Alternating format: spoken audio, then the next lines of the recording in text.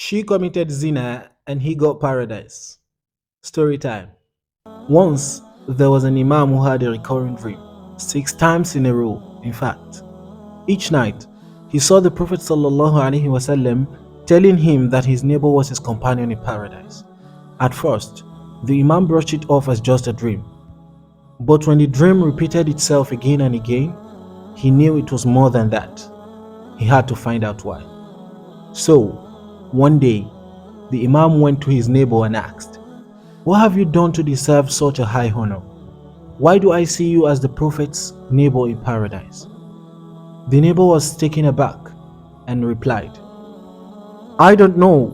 I haven't done anything extraordinary, but there is one incident that stands out." He began to recount his story. "When I got married to a beautiful young woman. On the very night of our wedding, I found her sitting on the bed crying. I thought she was scared or unfamiliar with me, so I reassured her, 'Don't be afraid. We will get to know each other better. Please don't cry.' But her tears weren't out of fear. She looked at me with deep sadness and confessed, 'I am pregnant with another man's child.' I was devastated.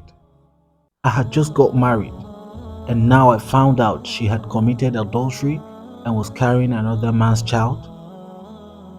On the first night of our marriage, this was the last thing I expected to hear. We were supposed to start our life together with joy, but instead, it was filled with sorrow." She begged me, "If you go out and tell my family what I've done, no one will blame you if you divorce me. My family will surely reject me, and I will be left all alone without anyone. This child will have no father. But if you cover my mistake, if you protect me, then Allah will cover for you. Allah will protect you as well." I was confused, heartbroken, and unsure of what to do. But after much thought, I decided to forgive her. We moved away, far from where she was known. She carried the pregnancy to term, and when the child was born, I took him to the mosque for Fajr prayer. I left the child at the mosque's entrance and went inside to pray. After the prayer, when everyone came out, they saw the child and asked, "Whose child is this?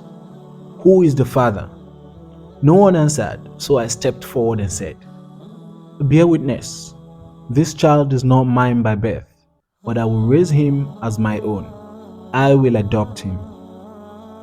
I did this so that everyone would know the truth, but also protect my wife's dignity and to protect my own.